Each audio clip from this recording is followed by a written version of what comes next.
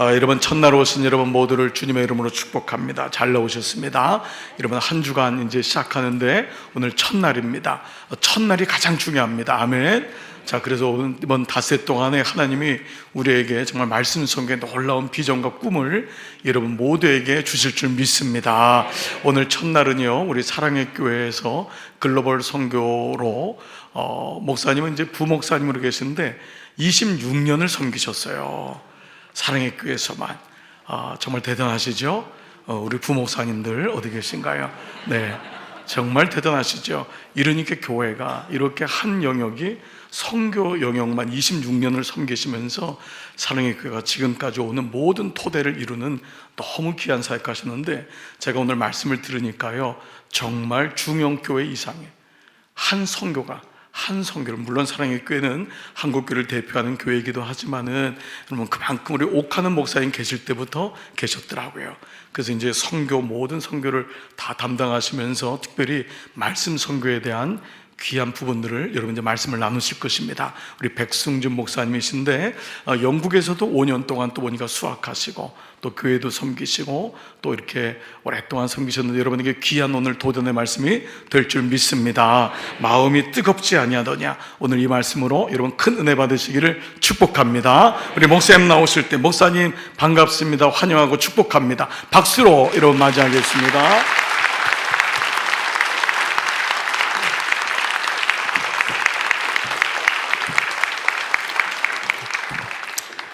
할렐루야.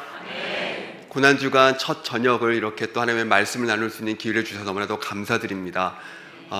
오늘 이 시간 또 우리 장찬영 목사님과 귀한 교제 나누면서 하나님께서 우리 강남 중앙교회에 주신 놀라운 목회 비전, 그리고 앞으로 선교적 교회로서의 사명을 감당하기 위해서 이렇게 특별히 한 주간 동안 말씀의 집회를 가지신다는 것들에 대해서 듣게 되었습니다.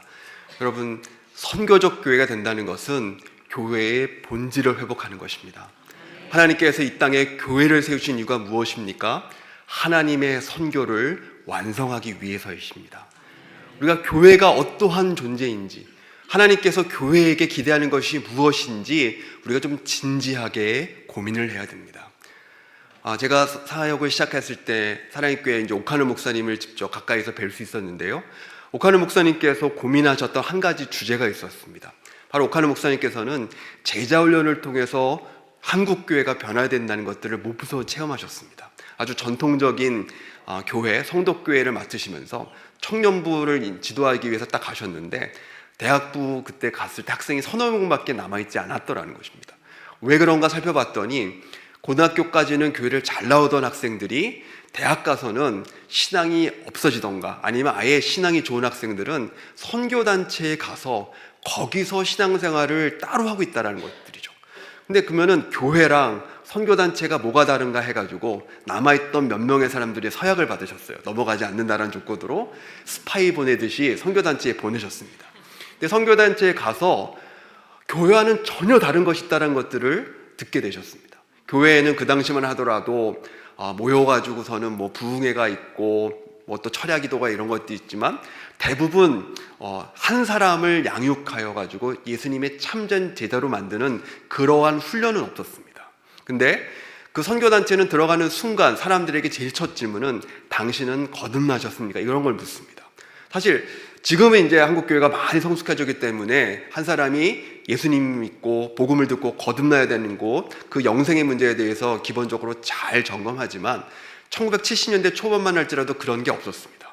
그래서 그 한 사람이 진짜 거듭났는지, 거듭나지 않았더라면 복음에 대해서 듣게 했고요, 그래서 복음을 듣고 거듭나면 그 다음부터는 이제 기초 양육을 하게 합니다. 그래서 여러분들 매일 성경을 통해서 말씀을 묵상하듯이 말씀을 통해서 성장하는 그런 기초 훈련을 하다가, 이제는 거기서 다른 사람을 또한 말씀으로 양육할 수 있는 그러한 제자 훈련으로까지 이어지는 것이었죠. 그래서 그와 같은 교회 바깥에 있는 선교단체의 그 프로그램을 교회에 정착시키면서 3~4명밖에 없었던 그 교회 청년부 대학부가 수백 명으로 늘어나는 체험을 하셨습니다. 그래서 이 제자훈련은 너무나도 중요한 것인데, 이 제자훈련의 성경적인 근거, 그리고 이 제자훈련이 교회에 필요한 이유는 무엇일까? 사실 그 부분에 대한 해답을 못 가지셨던 것입니다. 제자훈련 그러면은 교회 바깥의 선교단체, 캠퍼스에 있는 CCC 뭐 이런 단체들 것이라고 생각했던 그 시기였기 때문에 제자 훈련이 교회에 필요한 이유가 무엇일까? 그리고 궁극적으로는 그렇다면 교회란 무엇인가에 대한 질문을 가지고 공부하러 이제 떠나셨습니다. 그래서 많은 공부를 하시다가 해답을 못 얻으셨던데 우연치 않게 책 한 권을 읽으셨습니다. 한스 퀸이라는 학자가 쓴 책을 통해서 교회가 무엇인지에 대해서 배우셨는데요. 그 교회의 본질을 설명하는 아주 중요한 성경 말씀이 이 말씀입니다. 한번 요한복음 20장 21절을 한번 같이 읽을까요? 읽겠습니다. 시작. 아버지께서 나를 보내신 것 같이 나도 너희를 보내노라. 아멘. 이 말씀 예수님께서 언제 하셨겠습니까? 부활하셔서 제자들을 처음 만나셨을 때 하셨던 말씀입니다. 여러분, 첫 말씀은 중요합니다. 부활하시자마자 제자들에게 하셨던 너무나도 중요한 말씀인데요. 이 말씀을 보면은요, 하나님 아버지께서 예수님을 보내셨습니다. 그리고 예수님께서는 부활하자마자 제자들을 만나셔서 그 제자들을 또한 보내고 계십니다. 어디로 보내실까요? 세상을 향해 보내신 겁니다. 무엇을 위해 보내십니까? 바로 하나님의 목적을 이루기 위해서 보내시는 것입니다. 근데 여기서 저희가 주목해야 될 단어가 있습니다. 보냄을 받는다. 바로 여기서 파생된 단어가 사도입니다. 사도란 뜻은 보내심을 받은 자. 여러분, 보내심을 받았다는 뜻은 무엇입니까?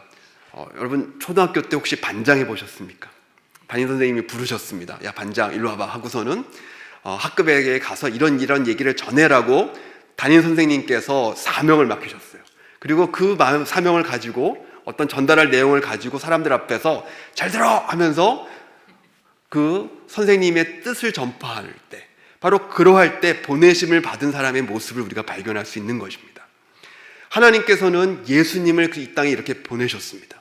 왜 보내셨습니까? 이 땅을 구원하고자 하시는 하나님의 선교를 완성하기 위해서 보내신 것입니다. 그리고 예수님께서 이 고난주간을 통하여서, 그리고 십자가를 통하여서 죄의 권세를 물리치시고 우리가 하나님의 자녀 될 수 있는 바로 그 놀라운 복음의 길, 십자가의 구원을 완성시키셨습니다. 그리고 예수님께서는 다 이뤘노라 외치시고 이제는 그 다음 바톤을 사도들에게 맡기시는 것입니다. 아버지께서 나를 보내셨듯이 나도 너희를 이 땅에 보내어서 하나님의 구원의 이 놀라운 완성, 바로 이 하나님의 구원이 완성되는 것을 우리는 선교라고 부릅니다. 여러분이 선교는 더 큰 차원의 정의가 필요합니다. 우리가 선교 그러면은 외국에 선교사들을 보내고 타문화권에 교회를 짓고 헌금을 하는 것 정도로 생각하기 쉽지만, 성경이 말하고 있는 선교는요, 하나님의 구원 역사 전체를 말하고 있습니다. 하나님께서 창세기부터 계시록까지 이 땅을 회복시키시고 이 세상의 모든 사람들을 하나님의 백성 삼기 위해서 하시는 모든 하나님의 사역을 선교라고 부르고 있습니다. 바로 예수님께서는 하나님이 선교를 위해서 이 땅에 보내심을 받으셨습니다. 그리고 예수님께서는 제자들을 이제 이 땅에 바로 그 사명을 완수하기 위해서 보내시고 계십니다. 그리고 그 사도들에 의해서 무엇이 이 땅에 만들어졌습니까? 바로 교회가 세워진 것입니다. 그래서 교회는요, 사도들의 계승자라고 부릅니다. 사도들의 이 놀라운 보내심을 받은 이 사명을 이어받아서 이 땅 가운데 하나님의 선교를 이루어야 될 하나님의 유일한 대안이 교회인 것입니다. 여러분, 이 땅에 교회가 존재하는 목적, 하나님을 예배하기도 하고 하나님의 사람들을 길러내지만, 그래서 궁극적으로 하나님의 선교를 이루는 것이 이 땅에 교회가 존재하는 이유인 것입니다. 그래서 그 선교로 말미암아 이제는 하나님을 알지 못했던 사람들이 하나님을 알게 되고 하나님을 높이며 하나님을 예배하게 되는 그 놀라운 성경의 완성이 계시록에서 이루어지는 것입니다. 교회는 이 땅 가운데 보냄을 받은 존재들입니다. 교회는 이 땅 가운데 하나님의 선교를 완성하기 위해서 하나님의 사명을 가지고, 바로 하나님의 사명, 미션, 선교를 가지고 이 땅에 존재하는 존재들인 것입니다. 그래서 우리 강남교회, 이 강남중앙교회가 선교적인 교회로서의 사명을 완수한다. 하나님께서 가장 기뻐하시는 힘을 믿습니다. 여러분, 확신하시기를 바랍니다. 선교적 교회가 되어서 하나님의 선교를 완성하는 우리 강남중앙교회 되게 하여 주시옵소서. 이것이 우리 또한 고난주간을 맞는 한 주 동안의 간절한 기도가 되었으면 좋겠습니다. 그것이 교회만을 위한 기도가 아니라 우리의 목표가 되기도 합니다. 왜냐하면 바로 그것이 성도들이 이 땅에 살아가는 삶의 목표이기 때문에 그렇습니다. 우리 또한 하나님께서 이 땅에 보내셨습니다. 왜 보내셨습니까? 그저 그렇게 이 땅에 살다가 고생하다가 조금 편하게 이 생 가운데서 뭐 복을 누리고 그런 것이 아니라 하나님의 사명을 완수하기 위해서 우리를 보내셨다는 것들을 꼭 기억하시길 바랍니다. 근데 이 땅 가운데에서 하나님의 이 선교를 완수하기 위해서 다양한 선교의 방법이 있습니다. 그렇지만 이 시기에 가장 필요로 하는 선교의 방법은 말씀 선교임을 여러분 확신하시기를 바랍니다. 선교의 주체가 바뀌고 있기 때문에 그렇습니다. 과거 선교 그러면은 어느 나라 가는 것 같습니까? 선교사 그러면은 어디서 많은 사람들이 올 것 같습니까? 물론 여전히 세계 선교를 지금 책임지고 있는 선교사를 가장 많이 파송한 나라는 여전히 미국입니다. 근데 세계에서 두 번째로 선교사를 많이 파송한 나라가 혹시 어딘 줄 아십니까? 이 아닙니다. 대한민국이 두 번째 지위를 뺏긴 지가 좀 오래됐습니다. 바로 그 두 번째는 이미 브라질이 되었습니다. 여러분, 세계 선교는 이제 현장을 제가 좀 많이 다니고 있습니다. 저희 교회는 한 58개국의 선교사님들이 사역하고 계시기 때문에 제가 하는 주된 일은 이제 선교지를 방문해서 마치 우리 요한 웨슬레 목사님께서 세계는 나의 교구다 외치시듯이 저도 저희 선교사님들이 사역하시는 지역을 다니면서 선교사님들의 사역을 돌보고 또 어떤 일을 도와야 될지 파악하고 오는 그런 일을 하고 있습니다. 지난주도 지금 알바니아 갔다가 와가지고 좀 감기가 심하게 걸려서 소리가 좀 맹맹한데요. 그렇지만 이 세계 선교 현장을 다니면은요, 진짜 선교사님들의 구성이 변화됐다는 걸 보게 됩니다. 인도에서 오신 분들이 많고요, 필리핀에서 오신 선교사님들도 있고요, 아프리카에서 오신 선교사님도 많이 있습니다. 물론 유럽에서 오신 선교사님도 여전히 사역하고 계십니다. 선교사님들의 구성이 많이 바뀌게 되었습니다. 앞으로 세계 선교를 책임질 나라 그러면 브라질, 케냐, 나이지리아, 가나, 인도 이런 나라들을 우리는 뽑고 있습니다. 근데 그런 나라들의 특징은 교회가 맹렬히 성장하고 있지만은요, 또 한 가지, 교회가 그렇게 많은 재정을 가지고 선교에 투자할 수 없는 그런 나라들이라는 것입니다.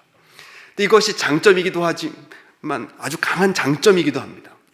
과거 선교를 했던 영국, 미국, 근데 그 선교들의 특징을 보면은요, 한 가지 안타까운 게 있습니다. 식민 통치를 하는 그 지역에다가 또한 선교사님들을 같이 보냈기 때문에 선교사님을 받은 것은 감사하지만 그 선교사님들과 함께 같이 따라와서 우리는 자기 나라를 지배했던 그 기억만큼은 절대로 받아들이기 힘들어합니다.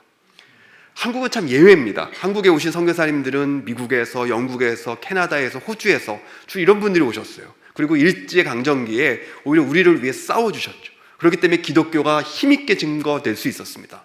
근데 만약에 선교사들이 일본에서 왔다 그러면은 마음이 쉽게 열렸을까요? 근데 세계의 많은 국가들이 그랬습니다.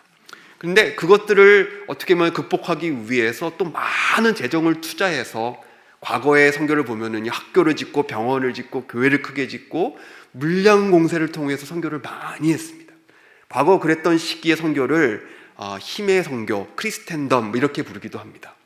근데 더 이상 앞으로 펼쳐질 선교는 그런 선교와는 방향이 달라지게 됐습니다. 왜냐하면 브라질의 선교사님들이 여러 나라에서 사역합니다. 인도 선교사님도 그렇습니다. 그렇지만 선교지에서 살기 위한 그 최소한의 재정, 한 월 200불 그 이상을 그 현지 교회에서 보내기가 많이 어렵습니다.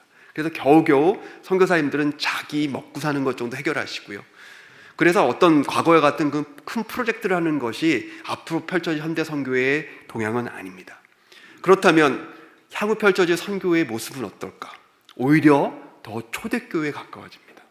초대교회에 베드로와 요한이 뭐라고 얘기했습니까? 은과 금은 내게 없거니와 내게 있는 것으로 내게 주노니 곧 나사렛 예수의 이름, 예수 그리스도의 복음, 말씀의 힘을 의지하여서 그곳에 복음을 증거하였고 그곳에 사람들을 변화시켰습니다. 앞으로 펼쳐질 선교는요, 철저히 말씀에 의한 설교가 될 것입니다.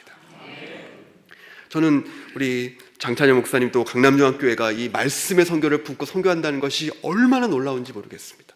앞으로 하나님께서 펼치실 바로 세계 선교의 가장 최신 트렌드를 이제 앞으로 펼쳐나가시는 것입니다. 오늘 그것을 위해서 조금 더 말씀을 깊이 살펴볼까 합니다.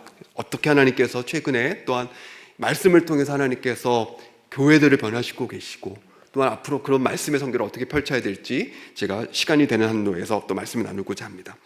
오늘 이 말씀은 엠마오로 가는 두 제자에 대한 이야기입니다. 고난주간이지만 저희가 또 부활하신 예수님을 미리 만나는 그런 또 기쁨을 누리고자 합니다. 과거에 좀 교회를 오래 다니셨던 분들은 우리 김두한 작곡가가 만드신 그 엠마오 마을로 가는 두 제자, 이런 찬양도 잘 아시지 않습니까? 그래서 아마 익숙하다고 생각되는데요, 이 엠마오로 가는 두 제자들에 대해서 저희가 좀 묵상해 봤으면 좋겠습니다. 왜냐하면 예수님께서 이 두 제자를 만나 주셨습니다.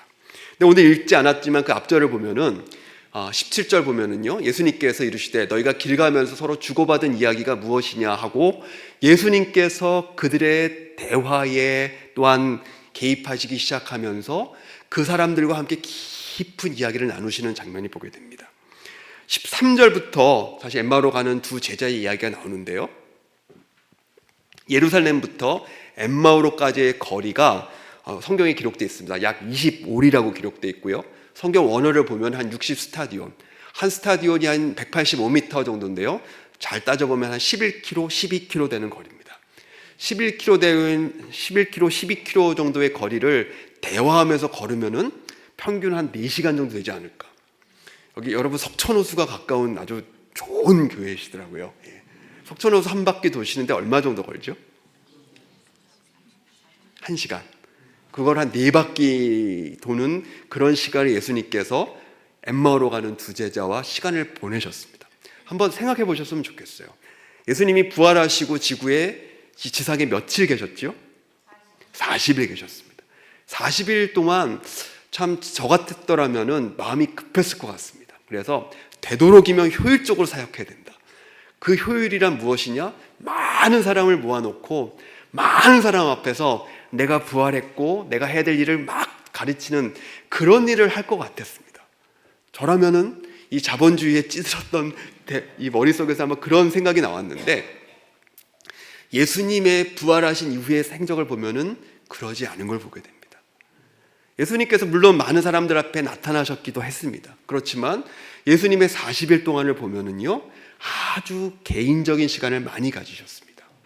그 중에 빼놓을 수 없는 것이 엠마오로 가는 이 두 제자와 깊은 대화를 나누셨습니다. 4시간 정도 걸어가면서 그들의 마음속에 있는 고민들을 듣기 시작하셨고요, 그리고 그들의 또한 고민을 해결해 주기 위해서 말씀을 풀어주시기도 합니다. 그리고 엠마오에 도달했을 때는 그 두 제자가 예수님을 붙잡고 더 가지 마시고 식사같이 하자고 해서 식사까지 하면서 최소한 6시간 아니면 그 이상 긴 시간을 나눴던 걸 보게 됩니다. 여기서 예수님의 모습이 나타납니다. 예수님은 부활하셔서 예수님 앞에 차마 나오지 못하는 베드로를 친히 찾아가셔서 처음 제자 부르셨을 때처럼 고기를 잡게 하시면서 조반을 차려서 밥을 먹이시면서 베드로를 회복시키기도 하셨던 예수님이십니다. 그런 깊이 있는 인격적인 만남, 바로 그 만남이 사람을 변화시키시는 겁니다.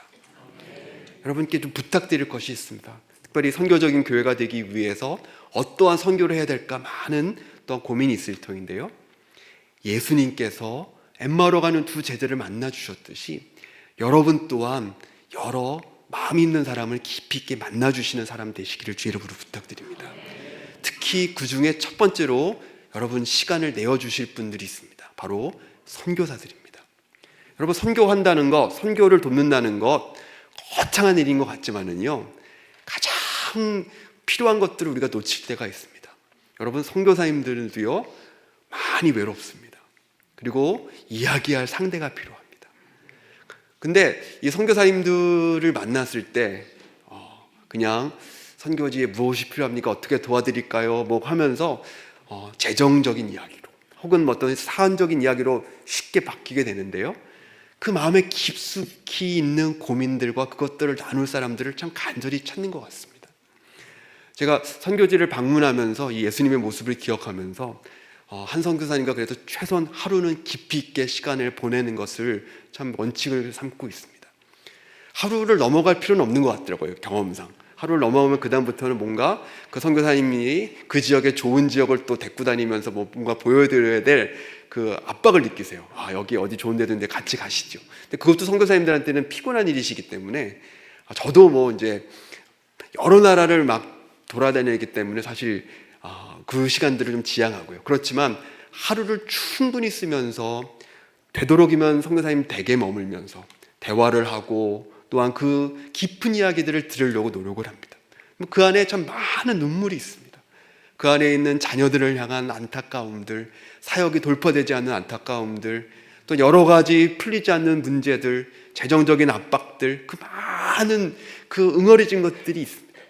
예수님께서는 엠마오라고 하는 두 제자들과 긴 대화를 통해서 그 시간을 가지셨습니다.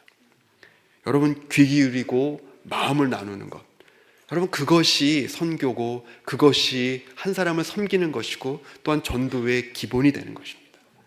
우리가 이 엠마오로 가는 예수님의 이 행적, 이 시간, 예수님께서 40일밖에 지상에 있지 않으셨지만 한 사람의 그 마음을 터치하고 또 이 사람들의 마음속에 있는 문제들을 해결하기 위해서 귀 기울여 주시는 이 모습들, 그리고 마음을 다하여 그들의 문제를 해결해 주시는 그 예수님의 모습을 저희가 배우는 시간 되었으면 좋겠습니다. 근데 그들의 문제가 무엇입니까? 예수님께서 이렇게 듣고 진단하십니다. 우리 25절 말씀 한번 같이 읽을까요? 시작. 이르시되 미련하고 선지자들이 말한 모든 것을 마음에 더디 믿는 자들이여. 이렇게 정의하셨습니다. 결국 엠마오로 가는 두 제자, 한 제자 이름은 글로바라고 기록이 되어 있고요, 나머지 한 제자 이름은 모르겠지만 결국 그들의 문제는 무엇이다라고 예수님께서 진단하셨습니까? 하나님의 말씀을 믿지 않는다는 것이죠.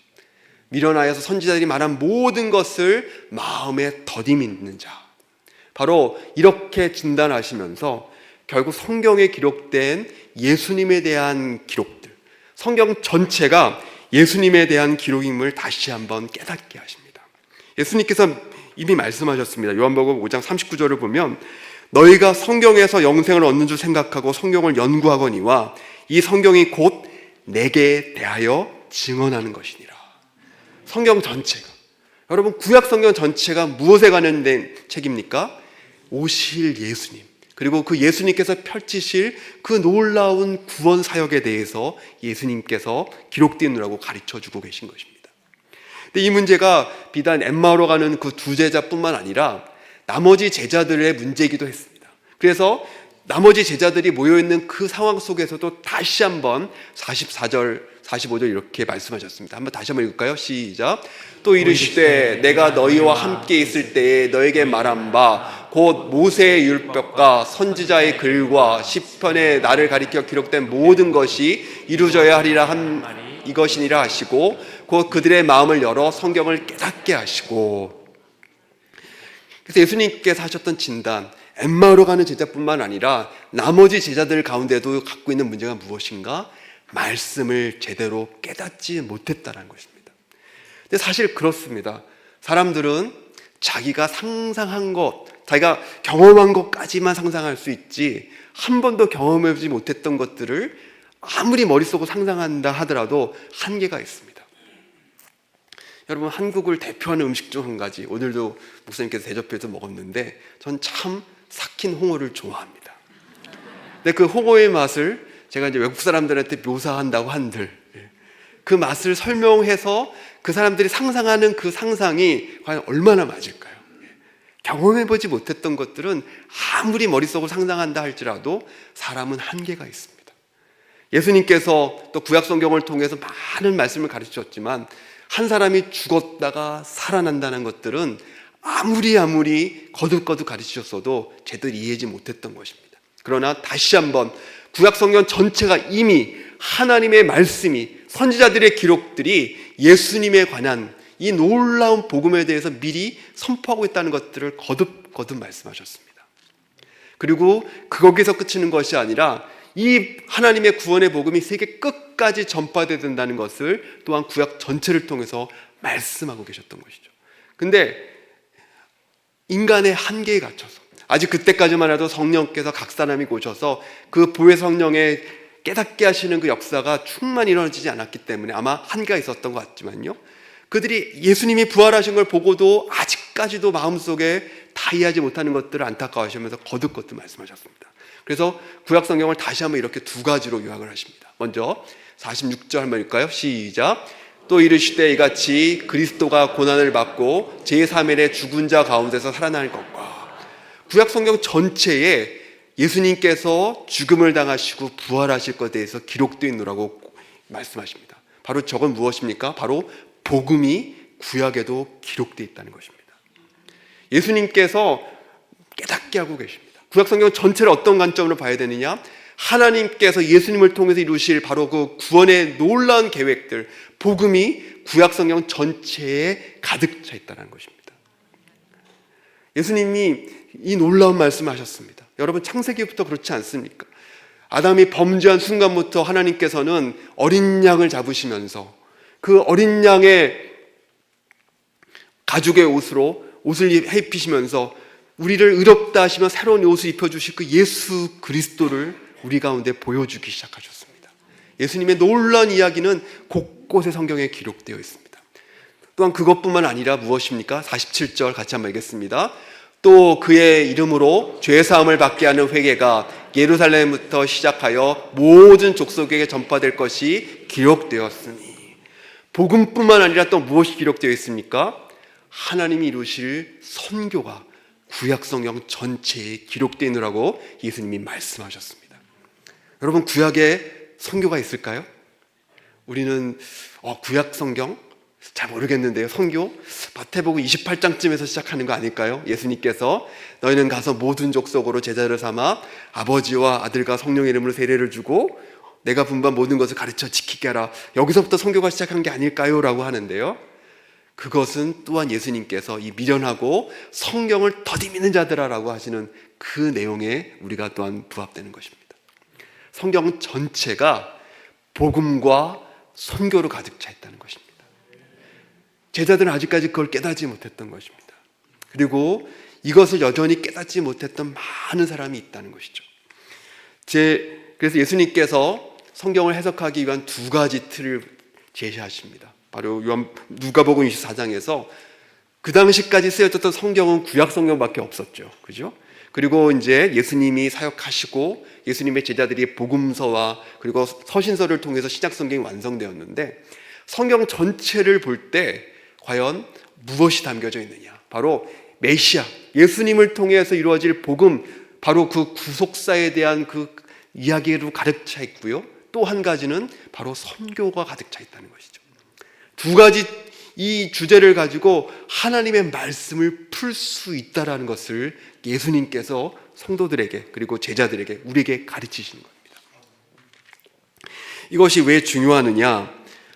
제가 한 7년밖에 있지 않았지만, 그리고 또 그 이후로도 계속 사역하고 있지만, 영국 교회 그리고 서구 교회가 결국은 이렇게 계속해서 쇠퇴하고 타락하고 계속해서 어려워지는 그 이유가 바로 이 부분에 있다고 생각됩니다. 1930년, 1904년에 웨일즈에서 큰 부흥이 일어나고 그 이후에 진짜 교회가 엄청 많아졌습니다. 한 1마일마다 교회가 하나씩 세워졌습니다. 사람이 걸어갈 수 있는 거리마다 성공회 교회 하나, 그리고 그 외에 주로 이제 그 침례교 교회들이 많았어요. 그 외에도 감리교회, 장로교회들이 있어서 참 제가 사역했던 웨일즈, 또 웨일즈를 넘어서 잉글랜드도 많은 교회들이 곳곳마다 있었습니다. 근데 1930년을 기점으로 계속해서 우쪽으로 시작해서 계속 하향되는 곡선을 보실 수 있을 겁니다. 근데 저렇게 영국교회, 또 영국교회뿐만 아니라 서구의 교회들이 지속적인 쇠퇴를 하는 가장 큰 이유가 있습니다. 거기에 대해서 레슬리 뉴비긴이라는 유명한 선교사님이 이렇게 진단하셨습니다. 서구교회가 이렇게 몰락하는 가장 큰 원인은 성경을 보는 서구인의 관점 때문이다. 바로 어떤 관점으로 보냐면 냉소적인 경멸이라고 표현했는데요, 마치 옛날 구닥다리 신화나 모여있는 그러한 책으로 보면서 성경 자체를 아주 보잘것없는 책으로 폄하하는, 바로 그런 것이 영국 사회에 참 만연되어 있다는 것이었죠. 이분은 1909년에 태어나서 1998년까지 거의 이제 90년을 사셨는데요, 25살에 인도에 선교사로 갔다가 65세 은퇴하실 때까지 열심히 선교하고 오셨습니다. 근데 74년도에 영국으로 돌아오고 나니까 충격을 먹으신 게 영국이 선교지가 돼버린 것입니다. 참 인도에서 열심히 복음을 전했는데 와보니까 자기의 고향이 선교지가 돼버린 거였죠. 근데 가장 큰 이유가 무엇일까? 바로 성경을 향한 그 경멸의 모습. 성경을 진짜 아무것도 아닌 책 취급하면서 과거에 그냥 이상한 신비한 이야기나 담겨져 있는 신화 같은 이야기책, 그러면서 그 당시 신학자들이 어떤 일을 했습니까? 이 성경을 보면서 어떤 건 하나님의 말씀이지만 어떤 거는 그냥 사람들이 후대에 끼워놓은 거, 신화한 거 뭐 이러면서 진짜 하나님의 말씀은 무엇일까? 뭐 그런 것들 분석하는 그런 일을 많이 했습니다. 그러면서 성경 전체를 바라보면서 이 자체로는 믿지 못하고 어떠한 하나의 완성된 책도 아니고 그저 그냥 사람들이 짜집기한 별 볼 일 없는 그런 책으로 경멸의 눈으로 바라보는데 바로 그것이 충격이었습니다.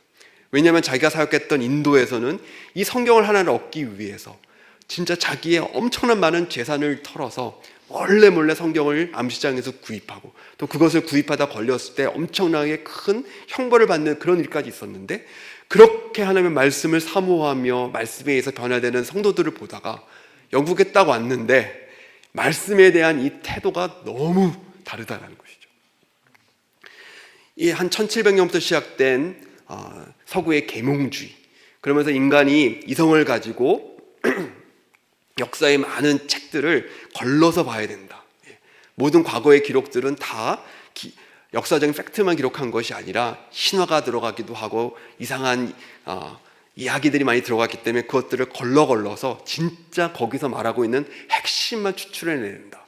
그래서 성경이 말하고 있는 진짜 핵심은 무엇인가? 그것만 추출해서 보는 그런 시각들이 교회를 무너뜨리기 시작했다는 것이죠. 참 이 시각, 이런 진단은 정확했던 것 같습니다. 지금도 보면은요, 하나님의 말씀을 어떻게 대하는가에 대한 자세가 그 지역에서 교회가 성장하느냐 그렇지 않느냐에 가장 큰 차이를 냅니다. 요새 교회들이 성장하는 지역들을 보면은 글로벌 사우스 지역이라고 부릅니다. 주로 아시아 또 아프리카 이런 쪽은요, 종교 경전을 귀하게 여기는 전통이 있습니다. 그렇게 과학적인 틀을 가지고 뭐 어떤 분석적인 사고를 가지고 그 가운데 진짜 이야기를 끄집어내는 그런 것이 아니라 우리는 유교 경전, 그러면 얼마나 귀한 것으로 여겼습니까? 그런 사서삼경을 높이 여기고 뭐 그렇게 받아들이는 전통이 남아 있었고 그 전통 속에서 또한 서구에서 온 이 귀한 성경도 아주 존중히 여기면서 천주님의 말씀, 하나님의 말씀으로 받아들였던 바로 그 심성 속에서 교회가 성장했던 것이죠. 근데 서구인의 가장 큰 이 문제가 이것이었다고 얘기를 합니다. 그러면서 레슬리 뉴비긴이 다시 영국 사회에 도전을 합니다. 그와 같은 역사 비평적인 그리고 그런 모든 신학적인 것들을 버리고 레슬리 뉴비긴이 같이 얘기한 건 무엇이냐? 뭐 여러 가지 해석이 있지만 바로 성경은 하나님이 쓰셨고 하나님의 의도가 있다는 것들을 인정하면서 바로 그 하나님의 원저자의 의도를 발견하는 바로 그 목적을 갖고 읽어야 된다. 그러면서 주장했던 것이 선교적으로 성경을 읽어야 된다. 하나님은 이 책을 우리 가운데 주신 목적이 하나 있는데 이 세상을 구원하기 위함이다. 바로 이 선교적인 목적으로 하나님의 성경을 읽어야 된다는 것들을 강하게 주장하기 시작했습니다. 이러한 전통을 이어받은 또 한 명의 학자가 있습니다. 뭐 그 이외에 많은 분들이 있지만은요, 똑같이 되게 보면 레슬리 뉴비긴과 비슷한 그 행적을 갖고 있는 분이 바로 크리스토퍼 라이트입니다. 두 분 다 케임브리지 대학 출신이고요. 그리고 구약을 공부하시고 인도로 파송되어서 사역하다가 그리고 다시 본국으로 돌아와서 영국 교회 그리고 서구 교회를 위해서 또한 사역을 하신 분입니다. 근데 이분이 결국은 레슬리 뉴비긴이 했던 그 이야기를 성경적인 그 토대를 가지고 완벽하게 토대를 놓습니다. 성경 전체가 하나님의 성경을 말하는 한 권의 책이고 바로 그 하나님의 말씀을 우리는 배워야 된다. 그것도 아주 강력하게 주장을 하기 시작을 합니다. 그래서 이 크리스토퍼 라이트의 책은 지금도 아주 강력하게 영향력을 끼치고 있습니다. 여러분들이 말씀 선교를 하길 원하신다 그러면은요, 크리스토퍼 라이트의 책 요새 IBP에서 많이 번역이 되어 있습니다. 하나님의 선교, 하나님의 백성의 선교는 되게 두껍고 좀 어렵지만은요, 그러나 최근에 나온 마지막 책 제목을 제가 지금 잊어버렸지만, 이 저자들은 그런 걸 잘하는 것 같습니다. 처음에 되게 어렵게 쓰다가 계속 어려운 책을 쉽게 해서 누구나 다 이해할 수 있을 정도로 최근 작년에 나온 아주 한 권의 책이 얇아지면서 성경 전체의 하나님의 이 선교에 대한 이야기를 압축하고 조리고 조려서 한 권의 책을 또 만들어냈습니다. 근데 이분이 이제 핵심을 뭐냐면요, 성경은 하나님의 선교를 말하고 있는데 두 가지 차원에서 우리는 이 하나님의 의도를 발견해야 된다. 그래서 피조세계 전체를 회복하기 전에 하나님의 열심, 하나님의 선교가 있고, 그리고 하나님께서는 하나님의 백성을 불러서 이 선교에 동참케 하시는 하나님의 백성의 선교가 있다는 것이죠. 바로 하나님께서는 지금도 쉬지 않고 하나님의 선교를 완성하기 위해서 일하고 계십니다. 여러분 이걸 믿으십니까? 세계 모든 민족이 구원 얻기까지 쉬지 않고 하나님은 일하고 계십니다. 그리고 그 일하고 계신 하나님께서 또한 하나님의 백성을 하나님의 선교에 초대하고 계시는 겁니다. 바로 교회를 이 땅 가운데 보내셔서 하나님의 선교를 이루기 위해서 하나님의 가장 위대한 하나님의 대리자로 세우셨다는 것이죠. 그래서 성경을 읽을 때마다 이 두 가지를 발견하자고 주장하는 것입니다. 구원의 완성이시여 선교의 주인이신 하나님께서 선교를 어떻게 성경 전체를 통해서 이끌어가고 계신가, 66권. 그리고 하나님의 백성들에게 하나님은 뭐라고 명령하시며 하나님의 선교에 동참하길 원하시는가. 이 두 가지를 가지고 성경을 읽고 또한 성경을 해석할 수 있는 것에 대해서 탁월한 그런 작품들을 내놨습니다. 그래서 하나님 성경 전체는 하나님의 구원 역사를 써나가는 아주 위대한 하나의 스토리다. 사실 우리는 이런 것들을 이렇게 어렵게 할 필요가 없습니다. 근데 서구교회가 워낙에 잘못된 신학의 오염으로 말미암아 성경을 분석하고 쪼개고 하는 말씀을 받아들이지 않고 그랬던 잔재가 많이 남아서 이렇게 어려운 얘기를 쓰는 것이지, 우리 한국교회가 그래도 계속해서 부흥하고 쓰임받을 수 있었던 이유는 하나님께서 성경을 사랑하고 성경을 정황분석을 하는 말씀으로 계속해서 받을 수 있는 바로 그러한 토대를 주셨다는 것입니다. 그것을 회복하자는 운동, 성경 전체를 관통하는 그 하나님의 이야기, 하나님의 선교를 발견하고 또한 하나님의 백성이 어떤 삶을 살아야 될지, 바로 그것을 발견하자는 것입니다. 우리 강남요한교회는 매일 성경을 통해서 묵상을 깊이 하는 교회라고 들었습니다. 근데 묵상하는 데다가 조금만 더 깊이 들어가시면 선교적인 교회로 가는 불이 붙는 것입니다. 바로 하나님은 어떤 분이신가 물으면서 선교의 하나님은 어떠한 선교를 이곳에서 준비하고 계신가를 한 번만 더 물어보십시오. 그리고 그 선교의 하나님께서 오늘 나에게 주시는 말씀, 어떻게 선교에 동참하길 원하시는지 한 번만 더 깊이 들어가서 묵상 질문에 그걸 넣었을 때 우리는 하나님의 선교에 동참하는 말씀 선교사들이 되는 것입니다. 이 일들이 어떤 일을 벌였느냐, 영국 교회가 변화하고 있습니다. 여러분 많이 알려지진 않지만 지금 영국 안에서 조용한 부, 사일런트 리바이벌, 콰이어트 리바이벌이 일어난다고 기록들이 있습니다.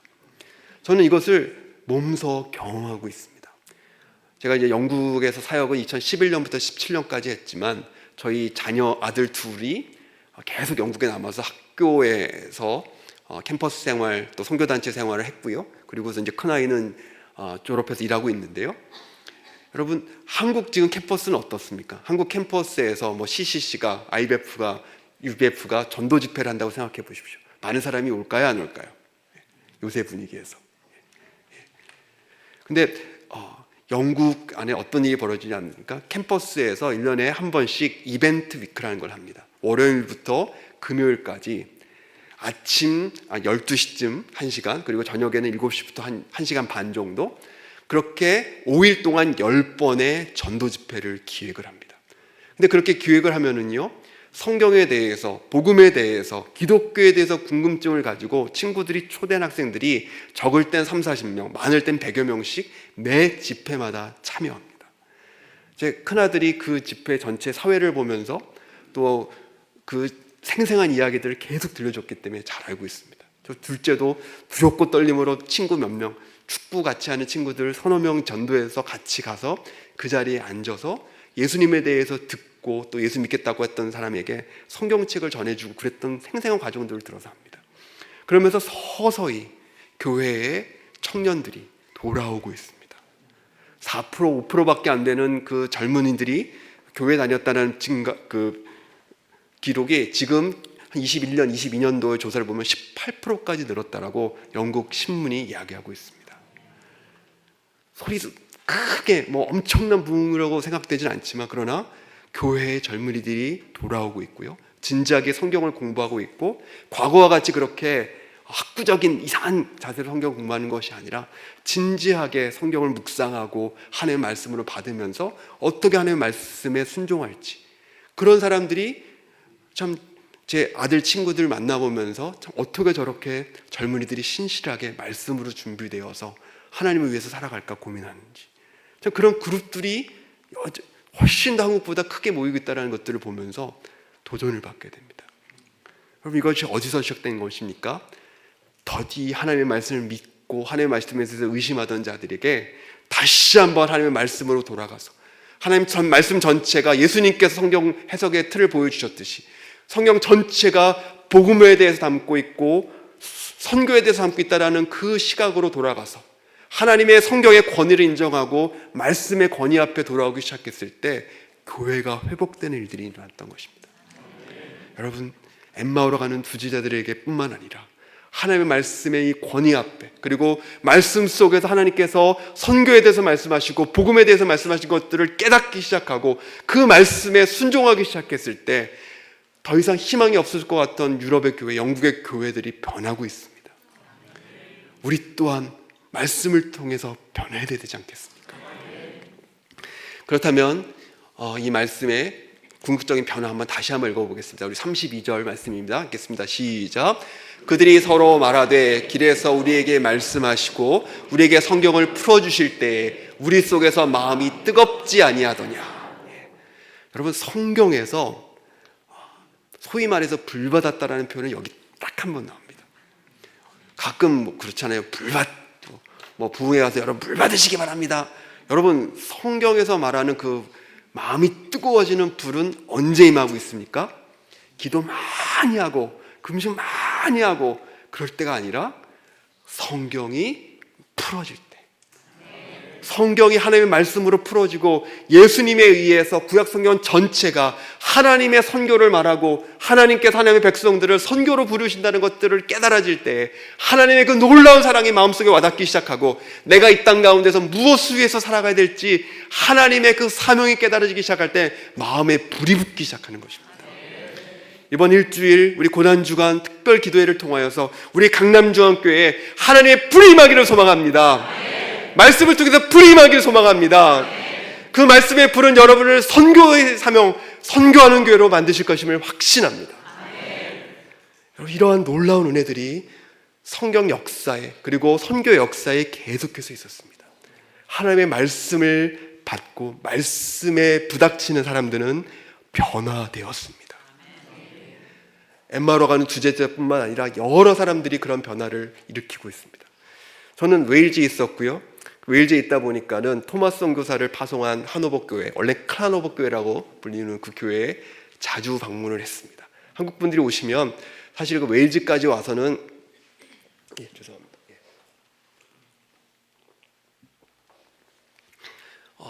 다른 어떤 것보다 이 교회를 가고 싶어 하십니다. 그건 진짜 아주 한적한 산골에 조용한 작은 교회인데요. 그 교회에 토마스 선교사의 아버님이 담임 목사님이셨고요. 아들이 죽고 나서도 10여 년 더 그 교회를 담임하시다가 소천하신 기록이 남아 있습니다. 그러기에 참 토마스 선교사님은 제가 참 많이 묵상했던 분인데요. 사실 이제 토마스 선교사님의 삶은 어떻게 보면 되게 허무한 삶일 수 있습니다. 원래는 중국 선교사로 파송을 받았다가 중국에서 아내가 유산을 하다가 죽습니다. 그 충격으로 선교 일을 잠시 접고 있다가 조선이라는 작은 나라가 또한 계속해서 천주교인들을 죽이고 복음을 받아들이지 않는다는 걸 알고서는 그 조선에게 가야겠다라는 마음을 품고 조선어를 공부해서 너무 탁월했던 나머지 몇 달 안 되어가지고 한국말을 마스터하고서는 통역관으로 제너럴 샤머너를 타신 것이죠. 그렇지만 여러분 잘 아시지 않습니까? 이 제너럴 샤머너가 대동강변에 들어왔다가 물때를 잘못 만나가지고서는 이제 좌초되고요. 이제 그것을 흥선대원군의 그 쇄국전쟁 때 이제 포격을 하고 거기 있는 모든 사람을 죽이는 그 장면. 근데 그때에 우리는 잘 알고 있습니다. 토마스 선교사가 예수 예수 야소에서 외치면서 보자기에 잘 싼 성경 한 권을 박충권이라는 그 당시 포졸에게 줬고요. 그 포졸이 그것을 받아서 너무 질이 좋고 좋은 종이었어가지고 버리지 않고 자기 집에다가 이제 도배를 했다고 하지 않습니까? 근데 이걸로 보면 저기 보면 요한복음, 이쪽을 보면은 뭐 누가복음. 그러다가 그 말씀이 그의 마음을 변화시켜서 그 집이 널다리골 교회가 되었고 그 널다리골 교회로부터 평양 장대영 교회가 되었노라는 그런 이야기. 근데 사실은 약간 야사가 섞였기 때문에 100% 팩트일지는 잘 모르겠습니다. 그렇지만 하나님의 말씀은 능력이 있습니다. 근데 더 정확한 이야기는 사실 이겁니다. 한국이 참 놀라운 선교지인데요. 선교사들이 들어오기 전에 이미 성경이 번역되어 있었고 교회가 세워졌던 나라입니다. 그래서 선교사들은 복음을 증거하러 왔는데 이미 준비됐던 사람들을 세례주고 추수하는 일을 먼저 했습니다. 그래서 가장 먼저 세워진 교회가 황해도에 있는 소래교회입니다. 근데 이 소래교회가 어떻게 세워졌냐면은 만주로 이제 무역을 하러 갔던 사람들이 그곳에서 복음을 듣게 됩니다. 만주에 있었던 존 로스라는 선교사님께서 이 조선이란 땅이 성경을 받아들이지 않고 하나님의 말씀을 빗장을 담고 있고 선교사들을 받아들이지 않기 때문에 그렇다면 선교사가 들어가지 못하면 성경을 말씀을 보내는 일을 하자. 그래서 쪽복음을 만들기 시작합니다. 그래서 한국말도 잘하고 중국어도 하는 사람을 수소문하다가 그때에 이제 소개받은 사람이 백홍준이라는 사람입니다. 제 백씨 조상님이시라 자랑스럽게. 근데 이 사람이 이제 성경을 번역하는 걸 돕다가요, 바로 그 말씀 때문에 변화됩니다. 하나님의 말씀은 살아있고 능력이 있습니다. 번역하던 사람이 그 말씀의 권위 앞에, 말씀의 은혜 앞에 변화되어서 하나님의 말씀을 증거하고 말씀을 몰래 한국으로 갖고 들어오는 권서인이 됩니다. 그리고 그거보다 조금 더 앞서서 만주에 있다가 병들어 죽게 되었을 때 맥켄타이어라는 그런 존 로스 선교사님 매제인가? 그분 선교사님에 의해서 병이 낫고 예수님을 먼저 믿었던 서상윤도 이 성경 번역 작업에 동참을 하고요. 같이 한국으로 성경을 들어오는 일을 합니다. 그리고 그렇게 자기 고향으로 가서 복음을 증거하면서 먼저 세웠던 교회가 소래교회인 것입니다. 선교사들은 깜짝 놀랐던 거죠. 다른 그 뒤늦게 들어온 선교사들이 왔는데 이미 신앙 공동체가 세워져 있습니다. 어떻게 해요? 성경이 들어왔기 때문에. 이런 일은 지금 현재도 벌어지고 있습니다. 저희 교회에 또 많은 선교사님들이 성경 번역 선교를 하고 계십니다. 근데 중국에 있는 한 그 종족 새벽족이라고 이름을 붙이셨는데요. 그 성경 번역을 위해서 중국어를 하고 또 그 나라 말을 자기 족속 말을 하는 사람을 이제 고용해가지고 성경 번역에 동참시켰다가 동일한 일이 벌어진 것입니다. 성경을 번역하고 이 복음서의 예수님에 대해서 흥미를 갖기 시작해서 번역만 아니라 성경 공부를 같이 하면서 예수님이란 분이 왜 이런 일을 하셨습니까? 결국 그 예수님에 대한 관심을 계속 보이다가 예수님을 구세주 영접하게 되고 이제는 자기가 번역한 그 성경을 자기 족속에게 증거하기 위한 하나님의 사역자로 세워지는 일이 지금도 일어나는 것입니다. 여러분, 성경을 전하는 것, 한 명의 선교사를 파송하는 것과 동일한 일인 것입니다. 저희 교회에 한 그 무리의 그룹들이 있습니다. BSM이라는 이름으로 자기의 사역을 그 사역명을 부르시는데 바이블 샌딩 미션입니다. 이름은 뭐 거창한 거 아니고요. 한 화학과 교수님이셨는데 그 정년 퇴임을 하시고 자기가 받는 모든 연금 또 자기의 사재를 털어서 1년에 꽤 많은 액수를 선교헌금을 하시는데 딱 조건이 하나 있습니다. 다른 거 다 안 되고 성경 보내는 거에만 써달라는 것이죠. 왜냐하면은 그 전에 이제 선교에 관심이 많으셔서 여기저기 이제 선교를 도우셨는데 선교가 꼭 다 그렇게 좋은 방향으로만 되면 얼마나 좋겠습니까? 근데 재정을 줬더니 뭐 건물 짓는다 그것 때문에 현지인이랑 싸웠다 뭐 어떤 그 얘기를 듣고서는 너무 마음에 시험이 드신 거예요. 그리고서 또 워낙에 교수님이시기 때문에 냉철하지 않으십니까? 여러 가지 살펴보니까 성경도 그렇고 교회 역사도 그렇고 가장 중요한 것은 성경을 전하는 것이다. 그래서 본인은 어떤 거에 헌신하냐면은 케냐 그리고 아프리카에 있는 그 한 나라를 지정하셔서 케냐인데 학교에서 종교 과목 시간에 성경을 택하든지 아니면 다른 종교를 택해서 배울 수 있는데요. 성경을 택했던 학생들은 성경을 본인이 돈 주고 사야 되는 거예요. 그래서 그것 때문에 잘 택하지 못하는데 오히려 이슬람 이런 쪽은 이제 다른 나라에 돈이 많이 들어오지 않습니까? 그 얘기를 들으시고서는 자기가 케냐 학생들의 이 교과서로 성경을 보급하는 일에 평생을 헌신하기로 하신 것입니다.